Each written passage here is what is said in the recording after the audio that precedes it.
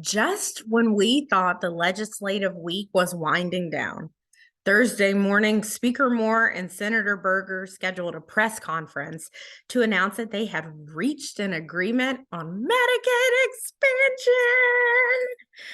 Although the text of the Medicaid expansion compromise has yet to be published, Moore and Berger said that it will include the following. Medicaid expansion will go into effect only if the 2023 biennium budget is passed and signed into law by Governor Cooper.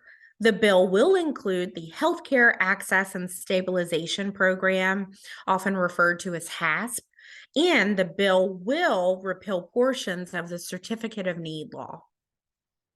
Medicaid expansion, though, wasn't the only priority that kept folks busy on Jones Street this week. We also saw the Senate pass a medical marijuana bill, y'all, at 4:20 p.m. We also saw debate about which cookie should be the official state cookie and various bills related to local government priorities. But here's some updates on the bills we've been tracking. So on the health side, we saw Senate Bill 115 repurpose R.J. Blakely Center as a psychiatric hospital, which is part of the larger mental health initiative announced earlier this year by the North Carolina Department of Health and Human Services to address the severe shortage of inpatient mental health care for children and youth.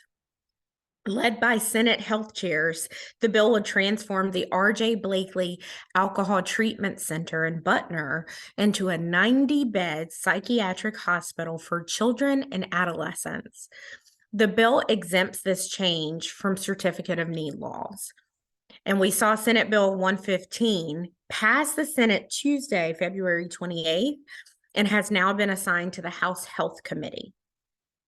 We also saw filings this week of House Bill 253, Prevent Students from Harm Act. This bipartisan legislation updates existing state law related to bullying prevention and health education at school. The bill adds language related to preventing harassment and bullying, as well as character education. It also adds qualified nonprofits to the list of personnel who can deliver educational programs at school to prevent child sexual abuse and child trafficking. Finally, it adds 2 topics to the list of required health education programs in schools: prevention of child sex abuse and trafficking, and also suicide prevention. This bill has been assigned to the House K-12 Education Committee. And then there was House Bill 254, Storage of Firearms to Protect Minors.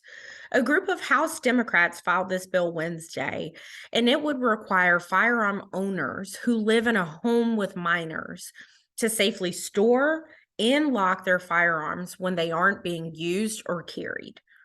The bill would create a Class A misdemeanor for violations and also allows injured parties to bring suit against parents when their children or child uses an unsecured firearm to cause injury to persons or property.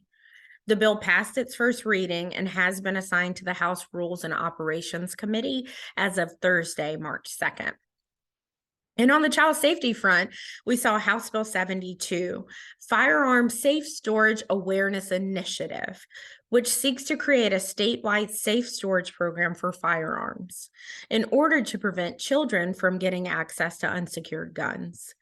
This bill was filed by a group of House Republicans led by Representative Carson Smith and was referred to the House Judiciary 2 Committee. House Bill 72 has a companion bill in the Senate, which is Senate Bill 67.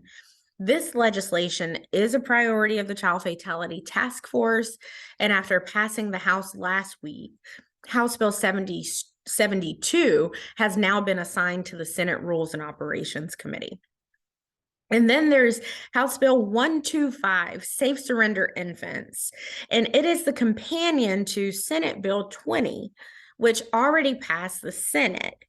The bill includes language that addresses confidentiality, immunity, and duties of those in temporary custody of the surrendered infant. The bill is also a priority of the Child Fatality Task Force and unanimously passed the House Judiciary 2 Committee Wednesday and is now headed to the House Rules and Operations Committee. All right, y'all. Remember, you can check out our live bill tracker anytime to get updates on these and many other bills we're monitoring. It's on our website and it will be linked in the legislative update email. Thank you so much for all you do for kids and families. And as always, make it a great one, y'all.